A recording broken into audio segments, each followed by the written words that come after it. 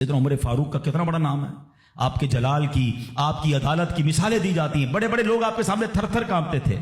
حضرت عمر کا حال یہ تھا، آپ کا گھر میں انداز کیا تھا کہ ایک شخص آیا کہ میں حضرت عمر کے پاس جاؤں اور بتاؤں میری بیوی جو ہے مجھ سے اس طرح بات کرتی ہے، اور میرا وہ انداز نہیں ہوتا جو شوہر کے سامنے ہونا چاہیے، ہوتا ہے گھروں میں ہو جاتا ہے۔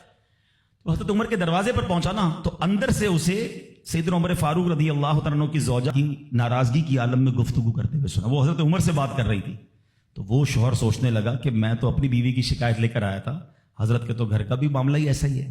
تو وہ کہتے میں واپس ہونے لگا، حضرت عمر نے بلا لیا، کہا کیوں آئے تھے؟ تو کہا کہ میں تو حضرت اپنی بیوی کی شکایت کرنے آیا تھا، مگر میں آپ کے دروازے پر آیا، آپ کے گھر کا ماحول دیکھا تو میں سمجھ گیا ہم دونوں ایک ہی معاملے میں ہی ہیں، آپ کا بھی ویسا ہی حال ہے۔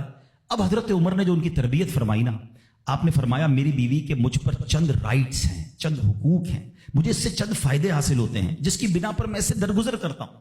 پہلا یہ کہ یہ میرے لیے جہنم کی آڑ ہے، میرا دل اس کی وجہ سے حرام کاموں سے بچا رہتا ہے۔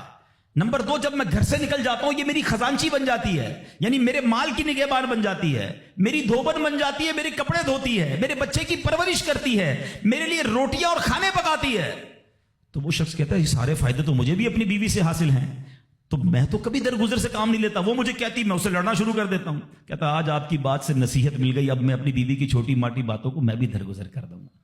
کتنی پیاری بات بتائی، ہم وہ ساری باتیں بھول جاتے ہیں، ایک غلطی پر پکڑ لیتے ہیں، ایک غلطی پر ڈانٹتے ہیں، ہر غلطی پر جناب ایسا نہیں ہوتا، ہر غلطی کی سزا سزائے موت نہیں ہوتی ہے، ہم غلطیاں نہیں کرتے۔ اگر جس طرح ہم اپنی بیوی کو اور غلطی پر ڈانٹتے وہ ڈانٹنا شروع کر دے پھر کیا حال ہوگا؟ تو ایسا نہ کرے، وہ بھی دل رکھتی ہے، ہم نے کسی انسان سے شادی کی ہے، کمپیوٹر سے نہیں کی، ٹھیک ہے نا؟ تو کمپیوٹر بھی آج کل وائرس آ جاتا ہے، تو وہ تو انسان ہے، غلطی ہو گئی، کوئی بات نہیں۔